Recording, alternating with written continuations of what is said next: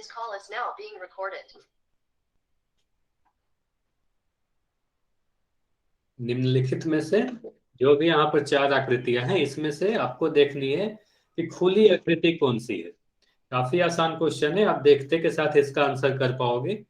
या तो आप पहली क्लास नहीं भी किए होगे तो भी आप कर पाओगे, अदरवाइज मैंने बताया ही था।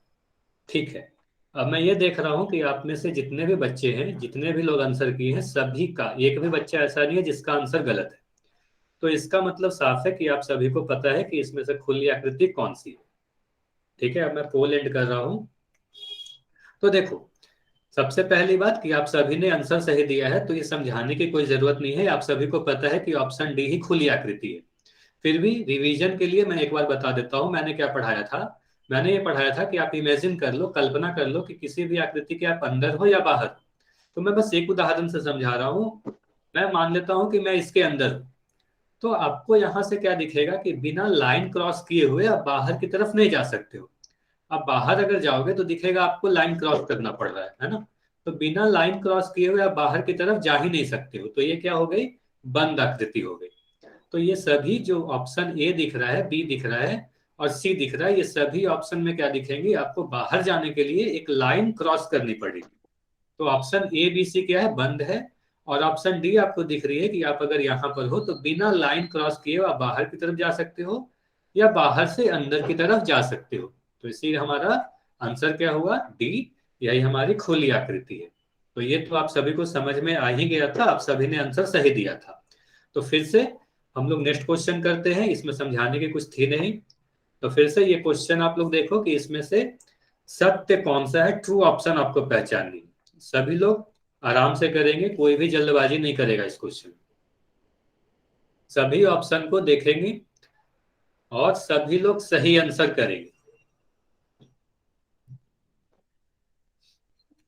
तो आपको चारों ऑप्शन को देखना है और देखना है कि इसमें से जो सही है ऑप्शन उसे ही आपको टिक करना है। इसका मतलब कोई चार ऑप्शन ऐसा है जो गलत लिखा गया है, कोई एक ही ऑप्शन सही है और उसी में वही आपका आंसर है। तो आप लोग देखो कि ए बी संरेख है या नहीं है।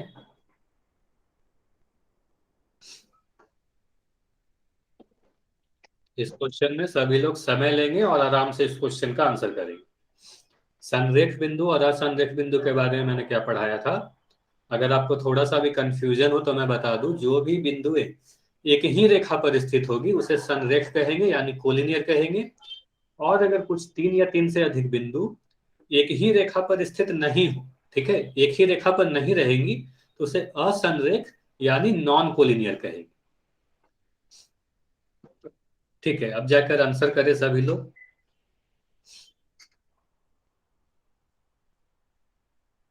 ये भी काफी आसान क्वेश्चन है, आंसर करें सभी लोग।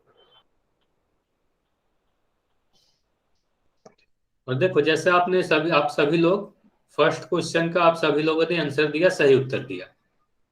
अगर आपको कभी लगता है कि मेरा आंसर गलत हो सकता है तो भी आप आंसर करें। ऐसा मत सोचना कि हमारा आंसर गलत हो जाएगा, गलत होगा तो ही आप उससे सीखोगे।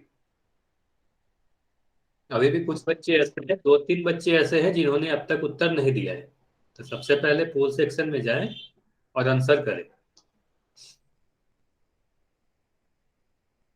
ठीक है, अभी भी एक बच्चा ऐसा है जिसने अब तक उत्तर नहीं दिया है।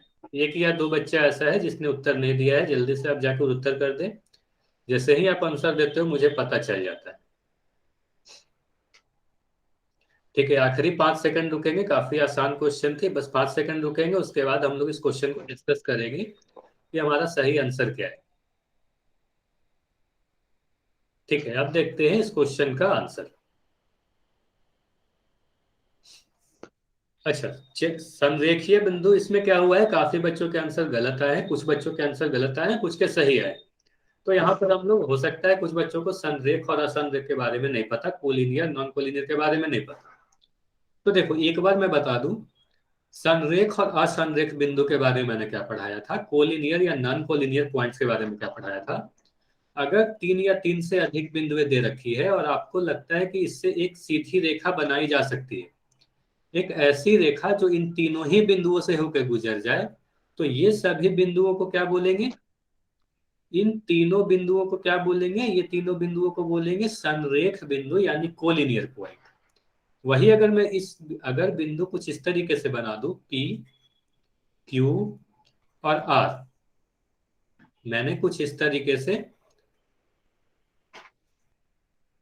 बिंदु बने, तो यहां पर जो तीन बिंदु आपको दिख रही है P, Q, R, आप यहां से देखोगे तो कोई भी एक सीधी लकीर आप नहीं खींच सकते हो जो तीनों से होकर गुजर जाए।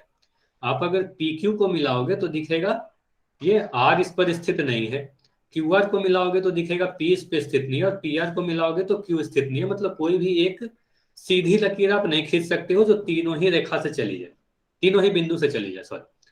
तो इसलिए क्या कहेंगे, वो तीनों बिंदु कैसे थी, असंरेख यानी नॉन कोलिनियर। अब देखते हैं ये चारों ऑप्शन को ध्यान से।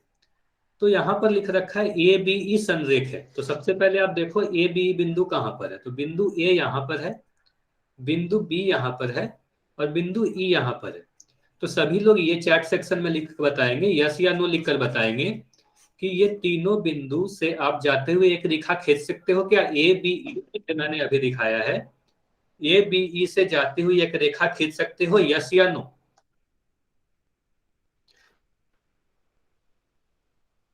और ये बच्चे नो। तो यहां से आपको पता चल रहा है एक रेखा नहीं खींच सकते हैं, तो ये ए बी कैसी है, असंरेख है। जबकि यहां लिख रखा है संरेख है यानी कोलिनियर है, तो ये हमारा गलत हो गया। अब दूसरा देखते हैं कि बी सी डी असंरेख है, तो देखते हैं बी सी डी कहां पर है। तो बी को मैंने खोजा तो बी मुझे यहां मिला, सी यहां मिला, और डी कुछ यहां मिला। तो यहां पर दिख रहा है बी सी डी से एक रेखा हम लोग फिर से बी सी डी से भी हम लोग एक रेखा नहीं खींच सकते, यानी बी सी डी कैसी है, असंरेख है। और यहां पर लिख भी वही रखा है कि बी सी डी क्या है, असंरेख है यानी नॉन कोलिनियर है। तो हम कहेंगे यही हमारा सही विकल्प है, यही हमारा सही उत्तर हुआ। इसलिए बाकी का ऑप्शन आपको चेक करने की भी जरूरत नहीं है, हम क्या कर देंगे कि हमारा ऑप्शन बी इस क्वेश्चन का सही उत्तर है। ठीक है, अब आप सभी लोग ये बताइए समझ में आया या नहीं, वाई या एन, जल्दी से बताएं समझ में आया या नहीं, वाई या एन। ठीक है, समझ में आया तो वाई लिखो, और अगर नहीं समझ में आया तो एन लिख सकते हो, मैं फिर से बता दूं। वैसे इसमें भी कुछ बताने लायक है नहीं, काफी आसान क्वेश्चन थे। ठीक है, आपको ये भी समझ में आ गया कि संरेख बिंदु और असंरेख बिंदु कैसे देखते हैं, काफी आसान था। फिर से एक क्वेश्चन आपको दिख रहा है, एक किरण के कितने अंत बिंदु होते हैं। सभी लोग पोल सेक्शन में जाएं और आंसर करें। किरण अगर आपको याद होगा तो आप लोग काफी आसानी से कर पाओगे, किरण में कितने अंत बिंदु होते हैं। किरण के बारे में अगर मैं बताऊं, जो भी इंग्लिश मीडियम के बच्चे हैं तो किरण को रे कहते हैं। How many and points does a रे हैव, तो रे में कितने अंत बिंदु होते हैं या एंड पॉइंट्स होते हैं।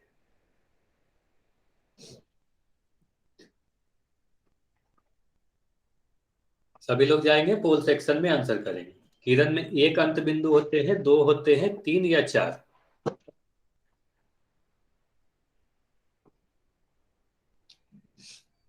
और सभी बच्चे का सही आंसर होना चाहिए, क्योंकि ये सारी क्वेश्चन मैंने काफी डिटेल में पढ़ाया था, और काफी आसान क्वेश्चन भी है ये सारी।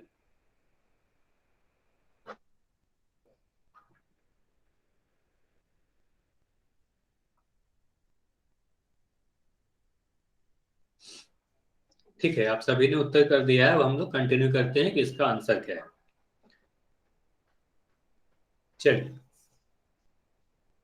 अगर किरण याद हो, रे याद हो, तो किरण क्या होती है, एक ऐसी लकीर मैंने बताया था जिसे सिर्फ एक दिशा में बढ़ा सकते हो, या मैंने बताया था कि किरण को आप कैसे पहचानोगे, तो एक सिरे पर तीर का निशान होगा।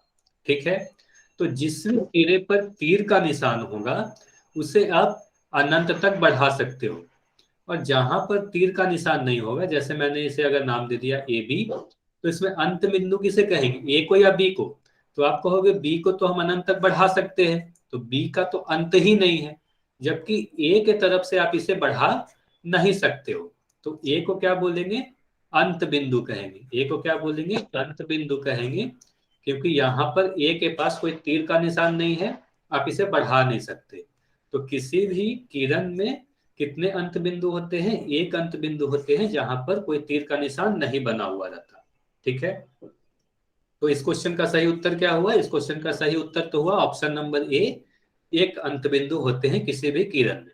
ठीक है, अब और चीजें आप लोग ध्यान में रख लो जो इंपॉर्टेंट है इससे रिलेटेड। अगर मैं रेखा की बात करता तो रेखा में आप क्या बोलते, एक भी अंत बिंदु नहीं होते हैं, क्योंकि आप इसे दोनों ही तरफ से अनंत तक बढ़ा सकते हो, इसकी कोई निश्चित लंबाई नहीं होती। किरण की भी कोई निश्चित लंबाई नहीं होती है। ये सारी चीजें आप लोग याद रखना, किरण की भी कोई निश्चित लंबाई नहीं होती, रेखा की भी कोई निश्चित लंबाई नहीं होती, आप इसे माप नहीं सकते। रेखा में कितने अंत बिंदु होते हैं? एक भी नहीं होते हैं, और किरण में एक अंत बिंदु होते हैं। इसके अलावा और भी एक चीज हमने पढ़ा था, रेखा खंड के बारे में पढ़ा था।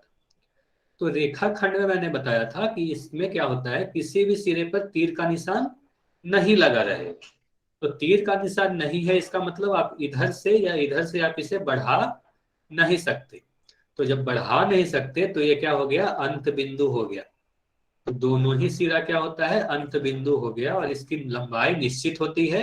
ये भी चीज आप लिख सकते हो, इसकी लंबाई निश्चित होती है, और इसमें दो अंत बिंदु होते हैं। तो अगर मैं रेखा खंड की बात करता तो उसमें दो अंत बिंदु होते हैं, किरण में एक होते हैं, और रेखा में एक भी नहीं होते हैं। ठीक है, ये सारी बातें आपको समझ में आ गई होगी। और रेखा खंड का आप अगर एग्जाम्पल देखना चाहो तो आपके हाथ में अगर पेन और पेंसिल अभी होगी तो वही पेन और पेंसिल को आप रेखा खंड की जैसे समझ सकते हो कि उसका एक निश्चित लंबाई है। अगर मेरी पेन आपको दिख रही है तो इसकी एक निश्चित लंबाई है, दो अंत बिंदु है ना। तो यहाँ यही इसी को क्या कहेंगे? रेखा खंड कहेंगे, लाइन सेगमेंट कहेंगे। ठीक है, तो आप सभी लोग बताइए क्वेश्चन में कोई डाउट है क्या? यस या नो? समझ में आया तो वाई लिखना, डाउट है तो एन लिखना। समझ में आ गया तो वाई लिखना। ठीक है, तो आप सभी को समझ में आ गया, किरण के बारे में आप सभी को समझ में आ गया। इस क्वेश्चन का सही उत्तर क्या था? एक अंत बिंदु था। ठीक है, कृष्णा देवी आपका कोई डाउट है तो आप अपना डाउट टाइप कर दो। कृष्णा देवी के नाम से जो बच्चा है, अगर आपका कोई भी डाउट रह गया किरण रे रे लाइन रेखा रेखा खंड में, तो अपना डाउट टाइप कर दो, मैं देख लूंगा। ठीक है, अब फिर से आपके स्क्रीन पर एक क्वेश्चन है। ये क्वेश्चन क्लास के दौरान मैंने आप सभी को नहीं बताई, फिर भी आप अपना दिमाग लगा के सोचो इस क्वेश्चन का सही उत्तर क्या होगा, फिर मैं बताऊंगा इस क्वेश्चन का सही उत्तर क्या है। सभी लोग पोल सेक्शन में जाएंगे और आंसर करेंगे। दो समांतर रेखा के बीच कोण कितना होता है? कितने डिग्री का कोण बनेगा? अगर ये क्वेश्चन की बात करूं तो ये सीधे सीधे डायरेक्ट ये क्वेश्चन मैंने क्लास में नहीं कराई थी। ठीक है, तो आप लोग जरा सोचो कि समांतर रेखा के बारे में मैंने पढ़ाया था, पैरेलल लाइंस के बारे में मैंने पढ़ाया था। तो आपको देखना है कि दो पैरेलल लाइंस यानी समांतर रेखा के बीच कितने डिग्री का कोण बनेगा। 0 डिग्री, 90 डिग्री, 45 डिग्री या 60 डिग्री?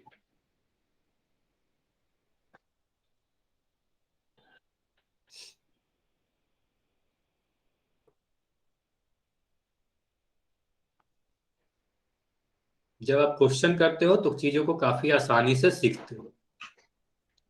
उसे भी आपको तभी पता चलेगी कि आपने सीख लिया है जब आप उससे रिलेटेड क्वेश्चन करोगे, है ना।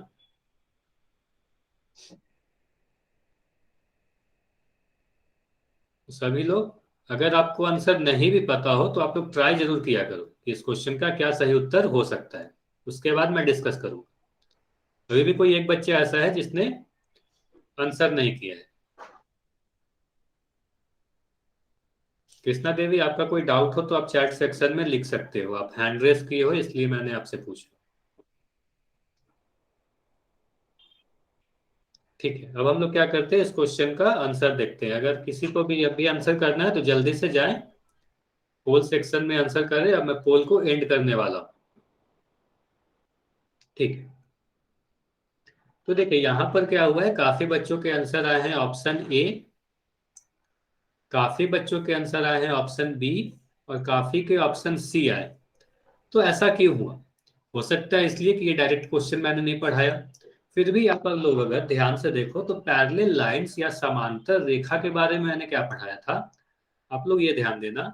मैं यहाँ पर दो चीज पढ़ा रहा हूँ। जब भी मैं रेखा के प्रकार में, आप लोग याद करो, रेखा के प्रकार में पढ़ा रहा था, टाइप्स ऑफ लाइन, वहां पर तीन चीजें पढ़ाई थी। क्या तीन चीजें थी? पहली थी प्रतिच्छेदी रेखा, जो एक दूसरे को काटते हुए गुजरेगी तो इसे कहेंगे प्रतिच्छेदी रेखा।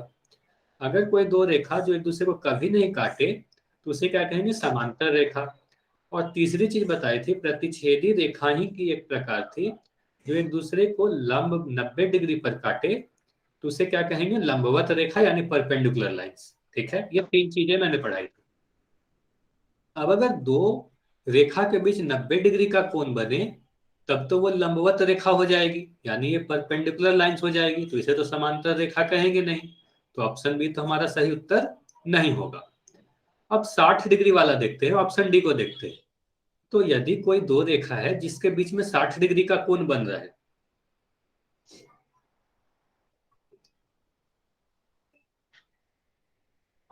कृष्णा देवी आपने क्या लिखा है, मैं समझ नहीं पा रहा। 45 डिग्री का लंब,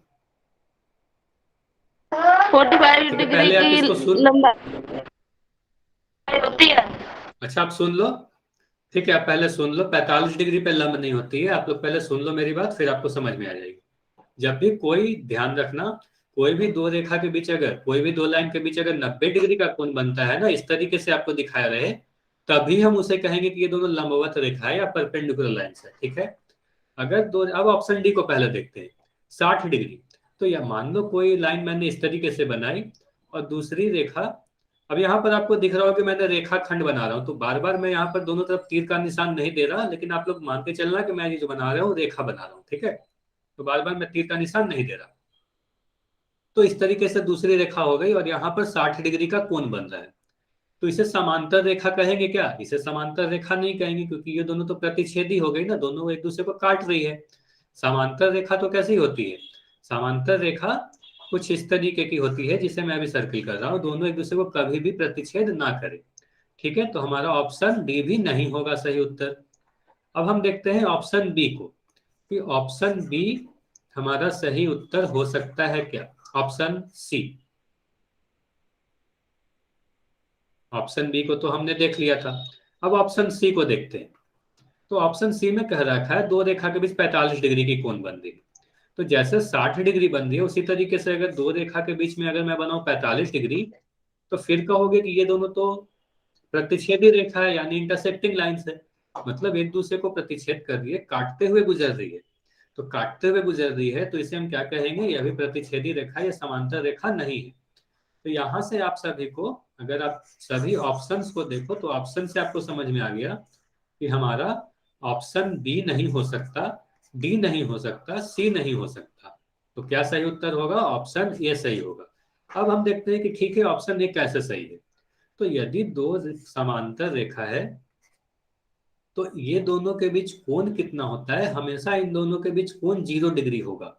अगर आप 1 डिग्री का भी दो रेखा के बीच में कोण बना दोगे, अगर मान लो मैं इतना छोटा सा कोण बना रहा हूं, तो ये दोनों कहीं ना कहीं जाकर एक दूसरे को काटेगी। ठीक है, तो दो रेखा समांतर कब होगी? दो चीजें आप लोग ध्यान रखना, आप लोग हो सकता है तो अपने कॉपी में लिख लो। क्या दो चीज लिखोगे? दो समांतर रेखा के बीच की दूरी हमेशा समान रहती है, ये चीज तो मैंने बताई थी जब पढ़ा रहा था, तभी बताया था कि दो रेखा के बीच की दूरी, दो समांतर रेखा के बीच की दूरी हमेशा बराबर होती है, समान होती है। और उदाहरण के तौर पे मैंने बताया था कि ट्रेन की पटरी के बीच की आप दूरी देखो तो हमेशा समान रहती है। दूसरी चीज आप लोग ये लिख लो, दूसरी चीज आप लोग ये लिखोगे कि दो समांतर रेखा के बीच हमेशा 0 डिग्री का कोण बनता है। कितने डिग्री का कोण बनता है? 0 डिग्री का कोण बनता है। तो आप लोग याद रखोगे, टू पैरेलल लाइंस के बीच या दो समांतर रेखा के बीच कितने डिग्री का कोण बनता है? 0 डिग्री का कोण बनता है। तो इस क्वेश्चन का सही उत्तर क्या होगा? Option A, 0 degree. अब आप सभी लोग, जिसका भी कोई डाउट रहा हो, तो आप लोग यस या नो लिख कर बताएं, समझ में आया इस क्वेश्चन को या नहीं आया। ये क्वेश्चन आप सभी को समझ में आ गए या नहीं? वाई या एन? ठीक है, बाकी सभी बच्चे भी चैट सेक्शन में लिखकर बताएंगे वाई या एन, समझ में आया या नहीं। तो दो रेखा के बीच हमेशा 0 डिग्री यानी 0 डिग्री का कोण बनेगा। ठीक है, समझ में आ गया। फिर अब क्या करते हैं, नेक्स्ट हमारा क्वेश्चन क्या है?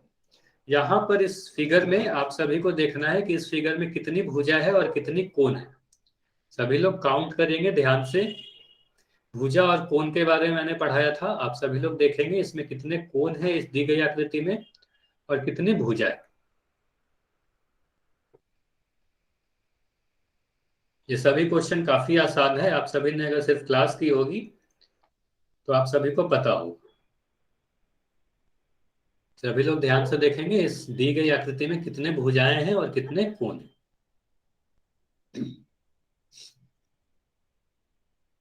तो भुजा किसे कहते हैं? जो भी आकृति जिसकी भी बात की जा रही है, जिस भी रेखाखंड से मिलकर बनी है, उसे ही हम क्या कहते हैं? उसकी भुजा कहते हैं। मतलब बाउंड्री को कहते हैं। जो भी बाउंड्री से वो बन के रखी है, अगर वह सीधी रेखा से मिलकर बनी है, ये चीज ध्यान रखिएगा, सीधी रेखा से मिलकर बनेगी तभी जाके हम उसे भुजा कहेंगे।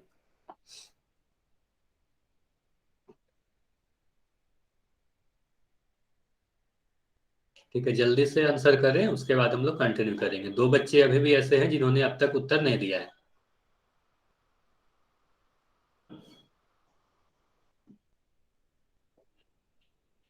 ठीक है, बस 5 सेकंड और रुकेंगे। अब तक अगर आप लोग उत्तर नहीं दिए हो, जो भी बच्चे हैं, जल्दी से आंसर करें, उसके बाद हम लोग इस क्वेश्चन को डिस्कस करेंगे, क्योंकि ये सारी आसान क्वेश्चन थी। ठीक है, अब मैं पोल एंड कर रहा हूं। अब देखते हैं इस क्वेश्चन का सही उत्तर क्या है। तो इस आकृति में आपको क्या करना है? भुजा और कोण दोनों की संख्या बतानी है। तो आप देखो, ये जो आकृति दे रखी है, कितने रेखाओं से मिलकर बनी है। तो सभी रेखा को मैं हाईलाइट कर रहा हूं। तो यहां पर देखो, सबसे पहले मैं इसे नाम दे देता हूं।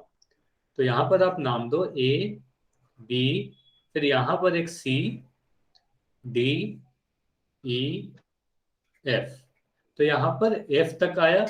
अब सभी को मैं हाईलाइट कर रहा हूं। तो एक रेखा हुई ए बी रेखाखंड, दूसरी बी सी, दूसरी उसके बाद सी डी, फिर डी ई, फिर ई एफ, और ये ए एफ। मतलब टोटल आप अगर देखो तो ये कितने रेखा से मिलकर बनी है? 1 2 3 4 5 6।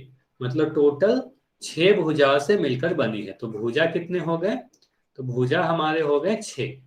अब कोण की बात करूं तो कोण के बारे में मैंने क्या बताया था कि जहां पर भी 2 भुजाएं मिलेगी वहां पर एक कोण बनेगा। तो एक कोण, सभी कोण को मैं अगर दिखाऊं तो आपको दिख रहा होगा, एक कोण यहां पर बन रहा है, दूसरी कोण यहां बन रही है, तीसरी यहां पर भी बन रही है जहां पर भुजा 2 और भुजा 3 मिल रही है। यहां पर आप देखो तो भुजा 3 और 4 मिल रही है। भुजा 4 और 5 के मिलने से यहाँ और यहाँ। तो सभी कोण को आप देखो तो 1 2 3 4 5 6। तो कोण कितने हैं? तो कोण भी 6 ही है। तो भुजा भी 6, कोण भी 6। अगर आप सभी ऑप्शन को देखोगे तो एक ही ऑप्शन आपको ऐसा दिखेगा जिसमें भुजा और कोण की संख्या 6 दे रखी है, ऑप्शन नंबर ए में। तो इस क्वेश्चन का सही उत्तर क्या हुआ? Option A. आप कोण की संख्या नहीं भी गिनते जब आप ऑब्जेक्टिव एग्जाम दे रहे हो। सभी लोग ध्यान से सुनेंगे। अगर आप ऑब्जेक्टिव एग्जाम दे रहे हो, मतलब बहुविकल्पीय इस तरीके के ऑप्शन है आपके पास, तब हमेशा समय बचाने के लिए आप क्या कर सकते हो? आप देखो, जैसे ही आपने देख लिया कि भुजा 6 थी, अब आप सभी ऑप्शन को देखो तो आपको दिख रही एक ही ऑप्शन है जिसमें भुजा 6 दे रखी है, बाकी सभी तो हो ही नहीं सकती। तो हम कोण की संख्या गिनेंगे ही नहीं, हम ऑप्शन ए टिक मार के आगे बढ़ सकते हैं कि हमारा यही सही ऑप्शन होगा। ठीक है, तो इस क्वेश्चन का सही आंसर क्या है? ऑप्शन नंबर ए, भुजा की संख्या भी 6 और कोण की संख्या भी 6। तो काफी आसान क्वेश्चन था, आप सभी के आंसर भी सही ही आए थे। सिर्फ 1 या 2 बच्चे ऐसे थे जिनका आंसर गलत था। ठीक है, तो आप सभी को भुजा और कोण में कोई डाउट है नहीं। फिर से अब अपना नेक्स्ट क्वेश्चन अब हम लोग करते हैं। सभी लोग ध्यान से देखेंगे, यहाँ पर जो 2 कोण दिखाई गई है, इसमें आपको बतानी है कि ये कोण किस तरीके का कोण है। तो मैंने 6 तरह का कोण बताया था आपको। तो आपको देखना है कि ये कोण किस तरीके की कोण है। न्यून कोण है, समकोण है, प्रतिवर्ती कोण है या अधिक कोण है। अगर आपको न्यून कोण, समकोण, प्रतिवर्ती कोण और अधिक कोण याद होगी तो आप सभी लोग आसानी से आंसर कर पाओगे। तो आपको पहचानना है कि ये कौन सी कोण मैंने दिखाई है। तो देखो, मैं जो कोण के बारे में पूछ रहा हूं, आप लोग सभी लोग ध्यान देंगे तो आपको कैसे पता चलेगा कि मैं ये अंदर वाली कोण पूछ रहा हूं कि ये बाहर वाली कोण पूछ रहा हूं। तो ध्यान दे, यहां पर जो इस तरीके से बना के दिया गया है, इसका मतलब ये हुआ कि मैं बाहर वाले कोण, ये वाले कोण की पूछ रहा हूँ। तो इसके बारे में मैं पूछ रहा हूँ कि ये बाहर वाली कोण कैसी कोण है। न्यून कोण है, सम कोण है, प्रतिवर्ती कोण है या अधिक कोण है। सभी लोग अब बताएंगे पोल सेक्शन में जाकर। ठीक है, आप सभी ने आंसर कर दिया है। अब हम लोग कंटिन्यू करते हैं, देखते हैं इस क्वेश्चन का सही उत्तर क्या। ठीक है, यहाँ पर कुछ बच्चों के आंसर गलत है। कुछ बच्चों ने न्यून कोण बोला है, तो हो सकता है या तो आपको याद नहीं रहा होगा। ठीक है, मैं बता दे रहा हूँ रिफ्लेक्स एंगल किसे कहते हैं या प्रतिवर्ती कोण किसे कहते हैं। जो भी बच्चे का गलत हो गया है आंसर, वो लोग तो विशेषकर ध्यान से सुनेंगे, क्योंकि यहाँ पर मैं सारे कोण के बारे में बताऊंगा। उसके बाद कुछ बच्चों का आंसर गलत इसलिए भी हो सकता है क्योंकि हो सकता है कि वो इस कोण को समझ लिए होंगे कि इसका आंसर करना है। तो पहली बात, ये आपको पता कैसे चलेगी? तो यहाँ पर जो मैंने ये लाइन दे रखी है, इससे आपको पता चलेगा कि मैं बाहर वाले कोण की बात कर रहा हूँ, इसके बारे में आपको बताना था। अब एक एक करके देखते हैं कि न्यून कोण, समकोण, प्रतिवर्ती कोण और ऑपोजिट एंगल यानी अधिकोण किसे कहते हैं। सभी लोग ध्यान से सुनेंगे, मैं जल्दी जल्दी बता दूंगा। तो ऐसे कोण जिसका मान 0 डिग्री से छोटा, सॉरी, ऐसे कोण जिसका मान 0 डिग्री से बड़ा हो और 90 डिग्री से छोटा हो। ठीक है, तो ऐसे कोण को क्या कहेंगे? न्यून कोण। 0 डिग्री से बड़ा, 90 से छोटा, जैसे कि 60 डिग्री, 45 डिग्री, 89 डिग्री, 70 डिग्री, ये सारी क्या है? 0 से बड़ी है, 90 से छोटी है, तो हम क्या कहेंगे? न्यून कोण यानी एक्यूट एंगल। राइट एंगल या समकोण, सीधे आपको ध्यान रखना है कि ऐसे कोण जिसका मान एग्जैक्ट 90 डिग्री के बराबर हो। तो अगर कोई दो रेखाखंड के बीच 90 डिग्री का कोण हो तो उसे क्या कहेंगे? समकोण है यानी राइट एंगल है, और उसे ही हम परपेंडिकुलर कहते हैं। कुछ इस तरीके से बनती है। ठीक है, प्रतिवर्ती कोण के पहले अधिक कोण देख लीजिए आप सभी लोग। ऑप्शन डी अधिक कोण को देखो। तो अधिक कोण किसे कहते थे? ऐसे कोण जिसका मान 90 डिग्री से तो बड़ी हो लेकिन 180 डिग्री से छोटी हो।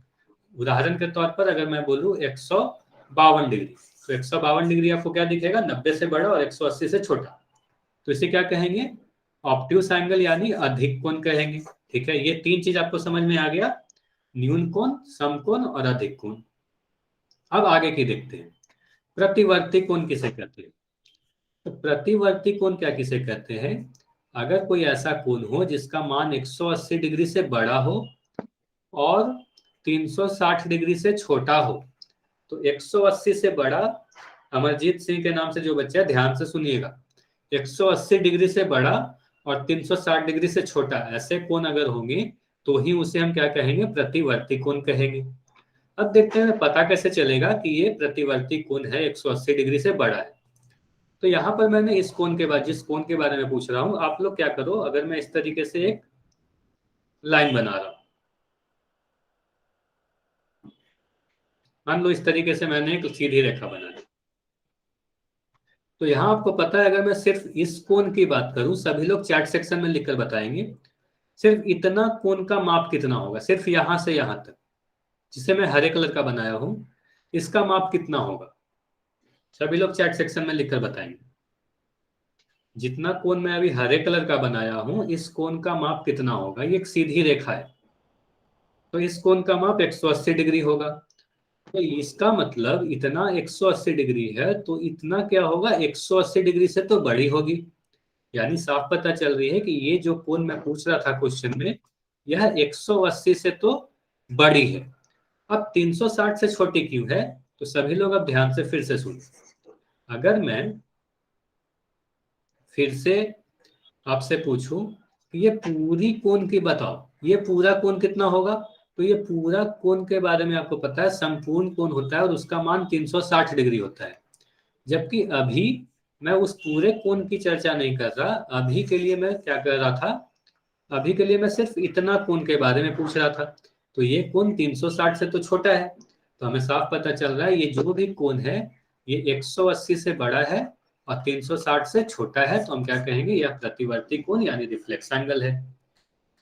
एक और उदाहरण देखो, आपको ज्यादा अच्छे से समझ में आ जाएगा। अगर इस तरीके से कोई कोण बना रहे, तो यहां पर अंदर की तरफ आपको दिख रहा होगा ये या तो अधिक कोण होगा या न्यून कोण होगा, और ये जो बाहर की तरफ कोण दिख रहा है, यही कोण को हम क्या कहेंगे? प्रतिवर्ती कोण कहेंगे। यही 180 डिग्री से बड़ी होती है और 360 डिग्री से कम होती है। अब सभी लोग चैट सेक्शन में लिखकर बताएं आपको समझ में आया या नहीं, वाई या एन, ये क्वेश्चन में ये समझ में आ गया है आपको या नहीं? इस क्वेश्चन का सही उत्तर सी क्यों हुआ, प्रतिवर्ती कोण क्यों हुआ?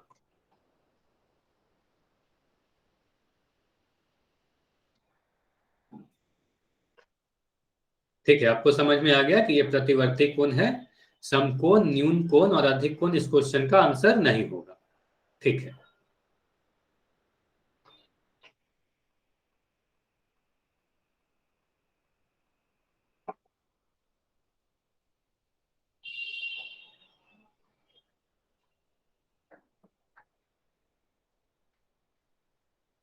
अच्छा आप सभी लोग बताएं मेरी स्क्रीन आप सभी को दिख रही है या नहीं?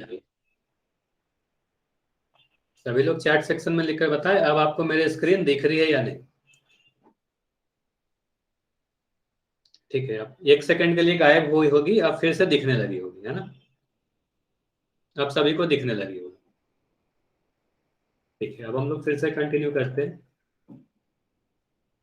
ठीक है, यहां तक हम लोग कर लिए थे प्रतिवर्ती कोण आप सभी को पता है। तो फिर से यहां पर आपको देखना है ये जो दो कोण दिख रहे हैं आपको, ये दो कोण किस तरीके के कोण है। यहां पर आप सभी 4 ऑप्शन को देखो, हो सकता है कि ऑप्शन सी और ऑप्शन डी के बारे में आपको नहीं पता हो, तो ऑप्शन सी और ऑप्शन डी के बारे में मैंने अभी आपको नहीं पढ़ाया है, वो आने वाले कुछ क्लास में हम लोग करने वाले हैं। एकांतर अंतःकोण और एकांतर बाह्य कोण मैंने अब तक आप सभी को नहीं पढ़ाया है। तो आप ये देखो कि ऑप्शन ए या बी में इस क्वेश्चन का सही उत्तर क्या है, क्योंकि ऑप्शन सी और ऑप्शन डी तो मैंने अब तक आप सभी को पढ़ाया ही नहीं। आप कहोगे कि इसके बारे में मुझे कुछ नहीं पता कि एकांतर अंतःकोण और एकांतर बाह्य कोण क्या होते हैं। तो आप ये देखो कि यहाँ पर जो जो दो कोण दे रखी है, ये दोनों कोण पूरक कोण है या समपूरक कोण है। पूरक कोण और समपूरक कोण के बारे में आपको थोड़ा सा भी पता होगा तो आप काफी आसानी से इस क्वेश्चन को कर पाओगे। सर हमारे में 4 ऑप्शन आ रहे हैं। हाँ, 4 ऑप्शन है ए बी सी डी। तो यहाँ पर मैंने यही बोला कि ऑप्शन सी और डी नहीं करना है आपको आंसर, क्योंकि ये मैंने आपको नहीं पढ़ाया है। ठीक है, एकांतर अंतःकोण और एकांतर बाह्य कोण अभी मैंने आपको नहीं पढ़ाया है। तो आप देखो कि ये पूरक कोण है या समपूरक कोण है, कॉम्प्लीमेंट्री एंगल है या सप्लीमेंट्री एंगल। तो कॉम्प्लीमेंट्री और सप्लीमेंट्री, पूरक या समपूरक के बारे में क्या पढ़ाया था सभी लोग? अच्छा, आप लोग अपना कॉपी का भी हेल्प ले सकते हो, जैसे कि अगर आप लोग नोट्स बना रहे हो तो आप ये भी देख सकते हो कि मैंने क्या पढ़ाया था। ठीक है, आप सही आंसर करने की कोशिश करो, आप देखोगे भी तो क्या होगा, आप रिवाइज होगी आपको, है ना? जैसे ही आप रिवाइज करोगे वो चीजें आपको याद रहेंगी। ठीक है, अब हम लोग देखते हैं इस क्वेश्चन का सही आंसर क्या है।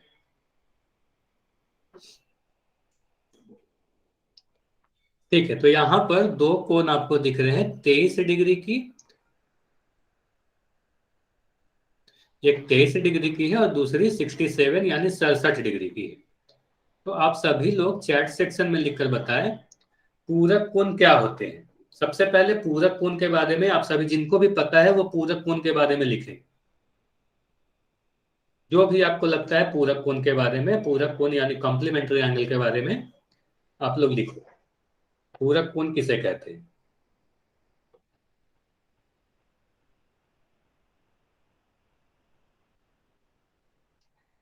पूरक कोण किसे कहते हैं? जब जो 90 के हो। ठीक है, तो 90 मतलब अगर दो कोण पूरक या समपूरक, सभी लोग अब ध्यान से सुनेंगे जिनको थोड़ा सा भी डाउट हो, क्योंकि कुछ बच्चे के आंसर गलत आए। तो जब भी पूरक कोण या समपूरक कोण की बात की जाएगी, यानी कॉम्प्लीमेंट्री या सप्लीमेंट्री एंगल की बात की जाएगी, वहां पर दो कोण होंगे, हमेशा दो कोण की बात की जाएगी। अब उन दो कोण में आपको यह ध्यान देना है कि उन दोनों का योग यानी सम 90 डिग्री के बराबर है या 180 डिग्री के बराबर है। अगर दो कोण जो दी गई है उनको आप जोड़ोगे और उनका सम यानी योग 90 आती है तो उसे हम क्या कहेंगे? पूरक कोण कहेंगे। ठीक है, वही अगर दो कोण को जोड़ने पर 180 डिग्री आती है तो उसे हम क्या कहेंगे? समपूरक कोण कहेंगे। तो पूरक और समपूरक, अगर दो कोण को जोड़ने पर 90 डिग्री आए तो उसे पूरक यानी कॉम्प्लीमेंट्री कहेंगे, और दो कोण को जोड़ने पर 180 आए तो उसे समपूरक यानी सप्लीमेंट्री एंगल कहें, इसमें कोई डाउट आपका नहीं होना चाहिए। ठीक है, अब आप देखो यहाँ पर जो दो कोण दे रखी है 23 डिग्री और 67 डिग्री, इन दोनों को आप जोड़कर देखो।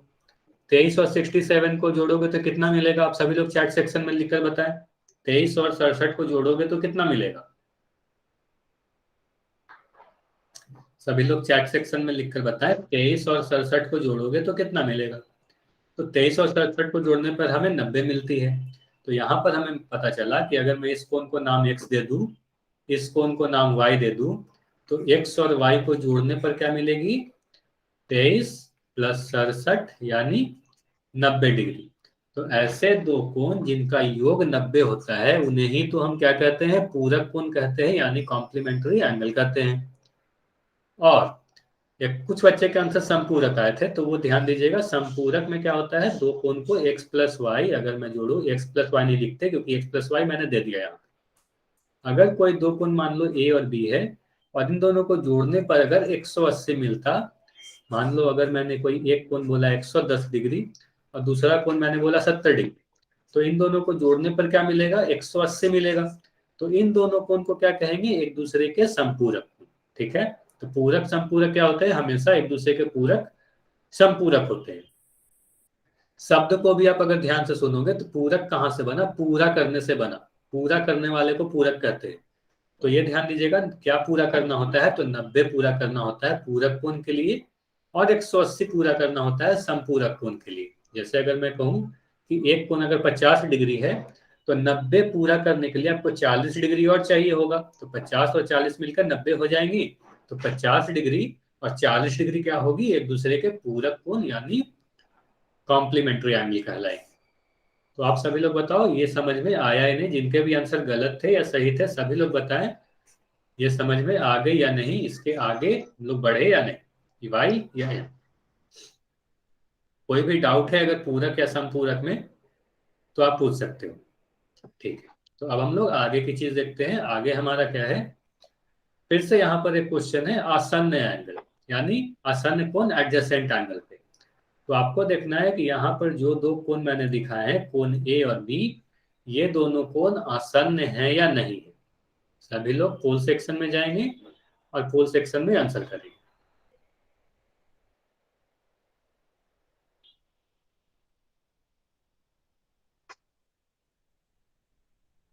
अब आप सभी को पोल में क्वेश्चन दिखेगा।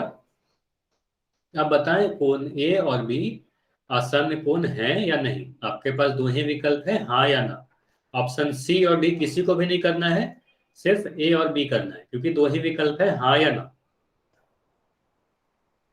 अगर आपको लगता है ये दोनों आसन्न कोण है तो आप हाँ करोगे, और अगर आपको लगता है कि ये दोनों आसन्न कोण नहीं है तो आप ना यानी ऑप्शन बी करोगे। तो आसन्न कोण के बारे में मैंने क्या पढ़ाया था? 3 कंडीशन बताई थी, और साधारण भाषा में मैंने ये बताया था कि आसन्न कोण क्या होते हैं? पड़ोस वाले कोण को आसन्न कोण कहते हैं, जो लगे लगे कोण होंगे, बगल बगल पड़ोस वाले। तो आसन्न कोण में भी हमेशा दो कोण की बात होगी, क्योंकि पड़ोस की बात हो रही है, तो कोई अकेला इंसान पड़ोसी नहीं कहलाएगा, है ना। तो दो लोग रहेंगे तभी पड़ोसी कहलाएंगे। तो यहाँ पर आपको देखना है कि कोण ए और बी आसन्न कोण है या नहीं। ठीक है, तो अब हम लोग देखते हैं इस क्वेश्चन का सही आंसर क्या है। सही बच्चे पोल में आंसर कर दे जल्दी से।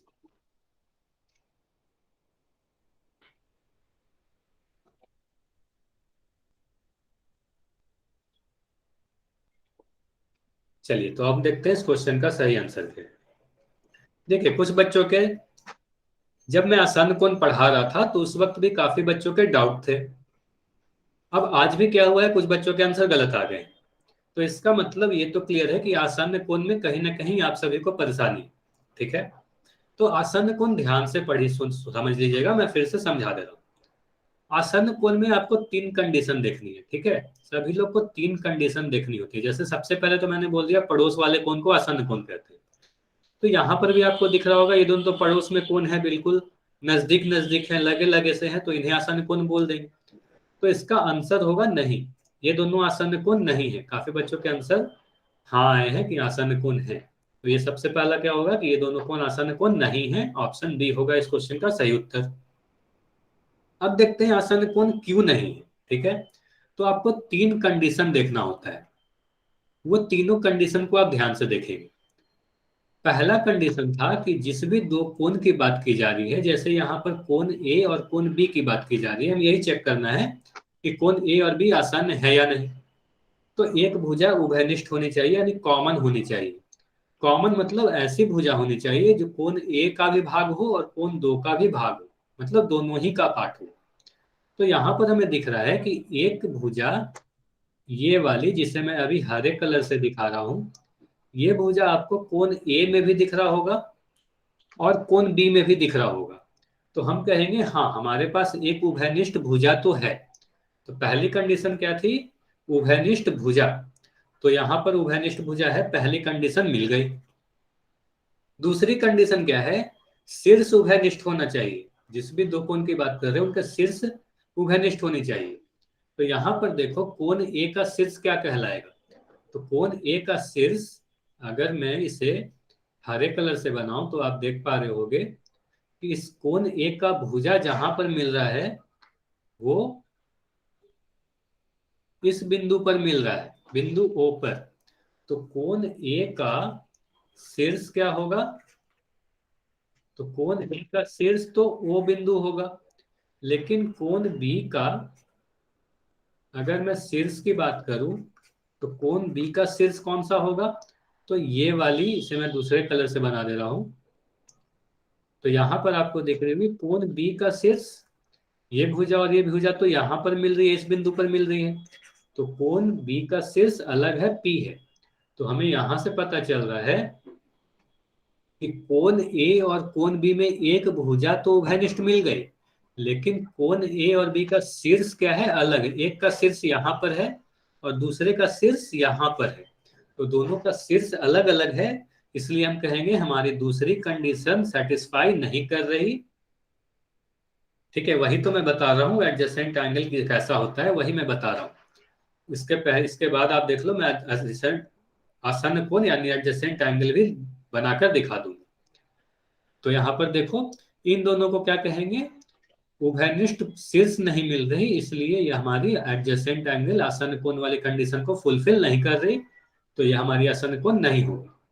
अब तीसरी कंडीशन की बात करूं तो तीसरी कंडीशन क्या होती थी? कोण ए और कोण बी, जिस कोण की बात कर रहे हैं, वो अलग अलग दिशा में होनी चाहिए। किसके अलग अलग दिशा में होनी चाहिए? उभयनिष्ठ भुजा के अलग अलग दिशा में होनी चाहिए। तो उभयनिष्ठ भुजा यहां पर आपको दिख रही थी कि ये वाली उभयनिष्ठ भुजा है। तो यहां पर हमें दिख रही है कि कोण ए इस तरफ है और कोण बी विपरीत तरफ है, अलग तरफ है। तो यहां से हमें मिल रही है कि तीसरी कंडीशन भी सेटिस्फाई कर रही है, लेकिन इसमें से एक कंडीशन ऐसी थी उभयनिष्ठ शीर्ष वाली, वो नहीं मिल रही, इसलिए हम कहेंगे ए और बी आसन्न कोण नहीं है। तो सबसे पहले ये बताएं, आप सभी को ये समझ में आया या नहीं कि इस क्वेश्चन का आंसर बी क्यों है? उसके बाद मैं दिखाऊंगा कि आसन्न कोण कैसे होते हैं।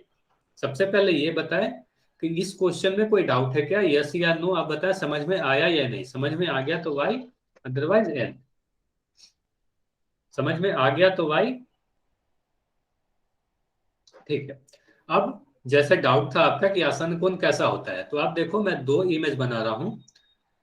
अगर मैं इस तरीके से कोई दो कोण बनाऊं, यहां पर मैं बना दूं कोण ए और यहां पर बना दूं कोण बी, तो कोण ए और बी के बारे में आप क्या बोलोगे? कोण ए और बी में आपको दिख रहा है कि एक भुजा ये बीच वाली दोनों ही कोण में है, ऊपर वाले कोण में भी है और नीचे वाले कोण में भी है। इन दोनों का शीर्ष एक ही बिंदु पर है और दोनों ही कोण विपरीत दिशा में है। तो हम क्या कहेंगे? अलग अलग दिशा में है, उभयनिष्ठ कोण के अलग अलग तरफ है। तो ऐसे दिखेगी कुछ आसन्न कोण। दूसरा मैं इस तरीके से ये बना सकता हूं। तो यहां पर अगर मैं कोण ए और कोण बी की बात करूं तो इन दोनों को भी आप क्या कहोगे? आसन्न कोण है, क्योंकि एक भुजा आपको कॉमन दिखेगी, दोनों कोण विपरीत दिशा में दिखेगी और शीर्ष सेम दिखेगी। अब अमरजीत सिंह आप ये बताएं, आपको ये समझ में आया नहीं आसन्न कोण कैसे दिखते हैं? यस या एन? आपने पूछा था डाउट, वही मैं बता रहा था। अब ये लिखकर बताएं कि आसन्न कोण एंगल कैसे दिखते हैं, एडजेसेंट एंगल। ठीक है, अब हम लोग क्या करते हैं? नेक्स्ट क्वेश्चन देखते हैं। तो यहां पर आपको बताना है कि इसमें से शीर्षाभिमुख कोण कौन से हैं। तो आप सभी को देखना है कि शीर्षाभिमुख कोण कौन से हैं। इसके बाद एक क्वेश्चन और करेंगे, उसके बाद आज क्लास के खत्म करेंगे। तो सभी लोग पोल सेक्शन में जल्दी से जाएं और आंसर करें। मैंने लॉन्च कर दिया है, जल्दी से जाएं। यहाँ पर देखना है कि इसमें से जो भी ऑप्शन दे रखी है, इसमें से कौन से ऑप्शन ऐसे हैं जो शीर्षाभिमुख कोण है, यानी वर्टिकल अपोजिट एंगल। 1 और 2 शीर्षाभिमुख कोण है क्या? 1 और 3, 3 या 4, या 4 और 1? तो सभी लोग पोल सेक्शन में जल्दी से आंसर करें, क्योंकि इसके बाद एक क्वेश्चन और करेंगे, उसके बाद क्लास को एंड करेंगे।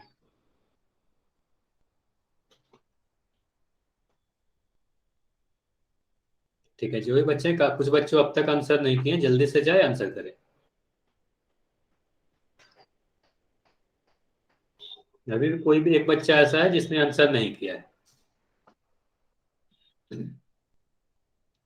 ठीक है, कुछ सेकंड और रुकेंगे। अगर आपने अब तक उत्तर नहीं दिया है तो जल्दी से हम उत्तर दें, उसके बाद हम लोग देखेंगे इस क्वेश्चन का सही आंसर क्या है। ठीक है, तो यहाँ पर दे रखा है कुछ कोण, आपको दिख रही हो। आपको पहचाननी क्या है? शीर्षाभिमुख कोण यानी वर्टिकल अपोजिट एंगल। तो यहाँ पर आप सभी लोग अगर ध्यान से देखो तो वर्टिकल अपोजिट एंगल या शीर्षाभिमुख कोण के बारे में क्या बताया था आपको, कि जब भी दो रेखा एक दूसरे को प्रतिच्छेद करेगी तो ये आमने सामने के जो कोण बनते हैं, सबसे पहले ये बात मैंने बताया था कि 4 कोण बनेंगे वहां पर। तो यहाँ पर मैं 4 कोण अगर बना के दिखाऊं तो 2 कोण मैं लाल कलर से बना रहा हूं और 2 हरे कलर से बना रहा हूं। तो यहाँ पर आपको जो 4 कोण बनते दिख रहे हैं, इसमें से 2 कोण जो आमने सामने के दिख रहे हैं, जिसे मैं दोनों को लाल कलर से रंग रहा हूं, तो ये दोनों को क्या कहेंगे? शीर्षाभिमुख कोण कहेंगे। उसी तरीके से ये हरे वाले दोनों को क्या कहेंगे? ये दोनों आमने सामने के कोण है, तो ये दोनों भी शीर्षाभिमुख कोण हो जाएगी। तो उसी तरीके से इस फिगर को आप देखो तो यहाँ पर आप देखो कोण 1 और 2 शीर्षाभिमुख है, तो नहीं, कोण 1 तो ये वाली है और कोण 2 ये वाली है, ये दोनों आमने सामने नहीं है। तो हम कहेंगे कोण 1 और 2 शीर्षाभिमुख कोण नहीं है, वर्टिकल अपोजिट नहीं है। 1 और 3 को आप देखो तो कोण 1 यहाँ पर है और कोण 3 यहाँ पर है। तो आप सभी को दिख रहा होगा कोण 1 और 3 ये आमने सामने की कोण है ना? तो कोण 1 और कोण 3 बिल्कुल आमने सामने की तरफ है, दोनों का शीर्ष आमने सामने है। तो हम क्या कहेंगे? इसे ही कोण 1 और 3 शीर्षाभिमुख कोण यानी वर्टिकल अपोजिट एंगल है। तो इस क्वेश्चन का सही उत्तर क्या हुआ? Option number B. अब बताएं ये समझ में आया या नहीं, वाई या एन? अगर समझ में आ गया तो एक क्वेश्चन और करेंगे, आज की लास्ट क्वेश्चन। ठीक है, तो अभी आपके स्क्रीन पर एक क्वेश्चन दिख रहा है। यहाँ पर आपको कोण 1 की मान दे रखी है और कोण 2 की माप आप जल्दी से कैलकुलेट करो और आंसर करो। ये हमारी आज की लास्ट क्वेश्चन है। सभी लोग पोल सेक्शन में जाएंगे और आंसर करेंगे कोण 2 का मान कितना होगा। अगर कोण 1 का मान 75 डिग्री है तो आप सभी लोग देखें कोण 2 का माप कितना होगा।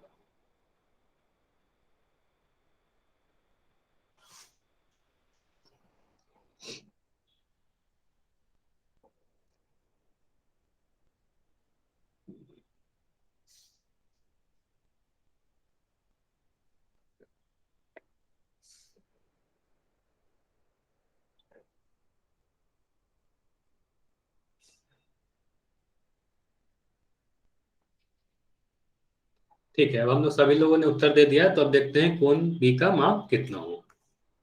तो यहां पर आपको दिख रहा है कोण 1 और कोण 2, ये दोनों कैसे कोण है? एक ही रेखा पर स्थित है। तो मैंने ये बताया था कि एक ही रेखा पर अगर दो कोण स्थित हो तो इन दोनों कोण को क्या कहते हैं? रैखिक युग्म के कोण कहते हैं, linear pair of angle. Pair मतलब जोड़ा, लीनियर मतलब एक रेखा पर एक लाइन पे, वही रैखिक युग्म। युग्म मतलब जोड़ा, मतलब दो, और रैखिक मतलब एक रेखा पर। इस तरीके से आपको याद है। तो रैखिक युग्म के कोण के योग कितने होते हैं? 180 डिग्री होते हैं। तो एक ही रेखा पर स्थित कोण अगर मैं बोलूं कि कोण 1 और कोण 2 का योग कितना होगा, तो 180 डिग्री होगा। ये पूरी कोण 180 डिग्री की होगी, जिसमें से कोण 1 अगर 75 डिग्री है तो कोण 2 कितना होगा? तो कोण 2 कितना होगा? 180 डिग्री माइनस 75 डिग्री। 180 में से आप जैसे ही 75 घटाओगे तो आपको 105 डिग्री मिल जाएगी। तो कोण 2 का मान कितना होगा? कोण 2 का मान 105 डिग्री होगा। इस क्वेश्चन का सही उत्तर क्या हुआ? ऑप्शन नंबर बी, तो 105 डिग्री। तो यह क्वेश्चन रैखिक युग्म पर आधारित क्वेश्चन था, लीनियर पेयर ऑफ एंगल पे आधारित क्वेश्चन था कि एक ही रेखा पर दो कोण अगर स्थित रहेंगे तो उसे रैखिक युग्म के कोण कहेंगे और उनका योग 180 डिग्री होता है। तो यहाँ पर कोण 1 और 2 का मान आपने निकाल लिया। अब सभी लोग चैट सेक्शन में लिखकर बताएंगे कि कोण 3 का मान कितना होगा। इसी फिगर में कोण 3 का मान कितना होगा? सभी लोग चैट सेक्शन में लिखकर बताएं कोण 3 का मान कितना होगा। ठीक है, कोण 3 का मान 75 डिग्री होगा, क्योंकि कोण 1 और 3 कैसे कोण है? शीर्षाभिमुख कोण है, यानी वर्टिकल अपोजिट एंगल है। ठीक है, तो आप सभी को काफी चीजें आज रिवाइज हुई होंगी। काफी जितने भी चीज मैंने पढ़ाई थी वो सभी पे एक एक क्वेश्चन था। ठीक है, आप सभी को समझ में आया होगा। और अगर कोई डाउट हो तो आप पूछ सकते हो, अदरवाइज आप क्लास लेफ्ट कर सकते हो। इसके बाद एक और क्लास है हमारी।